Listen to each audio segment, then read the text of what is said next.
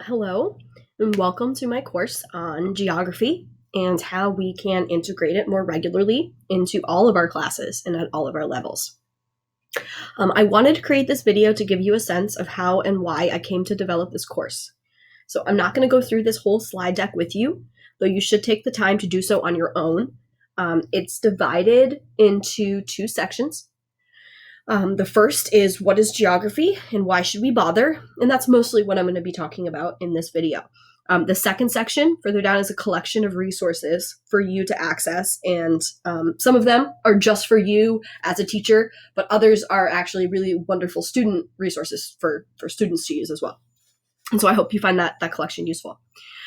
So I am a high school social studies teacher. Okay, so I teach 10th grade global. And in fact, the full name of that course is Global History and Geography. And so you're probably thinking, okay, lady, why are you trying to push your subject off onto everybody else? The reality, though, is that I think it's a disservice to students to just shove geography into a history class and let that be the only exposure that they have to that subject. To me, geography is like reading and writing. All right, so reading and writing are not just skills that are used and developed in English class. Students use them in just about all of their subjects, and they continue to rely on them, at least to some extent, the rest of their lives. So to me, geography is the same. On the most basic level, geography is about being aware of the world around you and understanding that the world impacts you and that you impact the world, right? And that's a really, really simple explanation. But when defined in that sense, it's easy to see why this is necessary for all of our students. As educators, we strive to prepare students for the real world. And as a society, of course, we want our future adults to be cognizant that there's a larger world out there that is connected to them. And so geography, when done properly, helps students develop that perspective. So I'm going to skip down a little bit. I'm going to speak more about this idea of geography, and it's kind of trying to convince you that it's interdisciplinary. I'm going to do that through the National Geography Standards. And so I'm going to skip a bunch of this, though I hope you go back and look at it. I'm going to go down to the section called Resources for You and Your Classroom. And on the first slide of that section, I have a bunch of resources I grabbed. In this particular case, I grabbed them off the National Geographic website. But I created a Google Doc of the National Geography Standards. I'm going to walk you through them. These are published in 1994. There are 18 National Geography Standards. No, I don't expect that you ever memorize them. I certainly don't have them memorized. But one thing they did do was take these 18 standards and kind of organize them and categorize them into what they call 6 essential elements. Okay, so the first 3 essential elements, they're called the world and spatial terms, places and regions, and physical systems. These I think are what we would normally and traditionally call geography, right? So these ideas deal with things like using a map, knowing and finding where things are located on that map, understanding climate, looking at physical geography like rivers and oceans and lakes and mountains. And I am not in any way trying to de-emphasize these. In fact, students don't really have a good sense of this either, and I think these are incredibly important things for them to be exposed to. But I also don't think that these 3 concepts are where geography should start and stop. I think we need to continue to encourage students to look at these, but from other angles. And so if you look down at essential element number 4, called human systems, this section is really about analyzing where, why, and how humans have dealt with the facts described in the first 3, right? So it's about looking at migration of human populations and about where people tend to settle.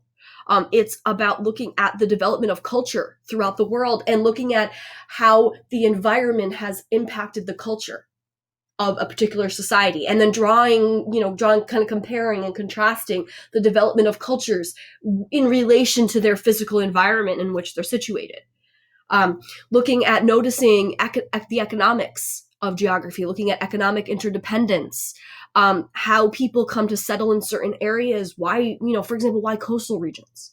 Okay, looking at the forces of cooperation and conflict, essentially war, and how, again, that has the Earth's surface, division and control of the Earth's surface has encouraged humans to make certain decisions and choices when it comes to these conflicts or when it comes to cooperation. And I know you're sitting there going, well, yeah, but this is what the social sciences are about. And I completely agree. But I start to see a lot of interdisciplinary ideas when I get to this point. I mean, earlier on, right, the physical systems, that screams earth science and biology. And I'm sure plenty of earth science and biology teachers do a lot with that. But going further and then making connections between the physical systems that you're studying and how that impacts people, I don't really see why science teachers couldn't then encourage students to think about that in certain ways. Coming back down to this to section 4 on the human systems, human migrations and culture and economics. I mean, these are topics that could be addressed in English. When you read a book you can look at the author and how that impacted what they wrote. You could look at the setting itself and the characters and how they're impacted by that.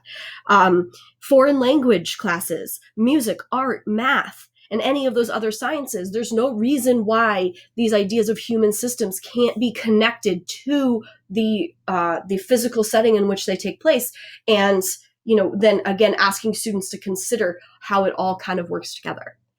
In any of these subjects, students can be asked to draw connections between the topics they're studying and where it developed, or how that topic developed similarly or differently depending on their region and why that might have happened. Okay. Number 5, environment and society, right? So if you look at standard 15, how physical systems affect human systems, right? That's really a lot of what I was just talking about. And even if you go up to standard 4, how human actions modify the physical environment. I mean, those are incredibly relevant today, especially when we talk about things like climate change and how might that be impacting people's lives right now and how humans have encouraged or have caused or sped up that process. And then, of course, the uses of geography, right? So looking at how to apply geography to interpret the past, and probably the most important, how to plan and predict the future, right? And so how to get students to say, okay, you've done all this analysis. What does that mean going forward? And how is that going to impact how people in the future live or decisions that we make, or what decisions should we make given what you know? So as I said before, geography is really about getting students to be more cognizant of the world around them and its interconnectivity. The best way to do this is to ask them to see this interconnectivity regularly, working it into all sorts of topics, asking them to routinely consider how they impact the world around them and how the world impacts their decisions. That's going to help make this kind of thinking a habit. I'm going to kind of skip back here to something I said earlier. We really want this to become a habit for students because that's really our goal. We want to make geographic reasoning so normal and so routine that it isn't a separate subject. It's just how they come to view the world.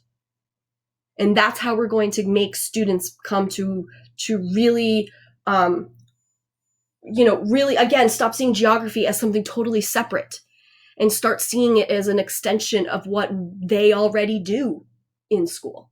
Is analyzing and synthesizing. So I hope I start to make my case a little bit.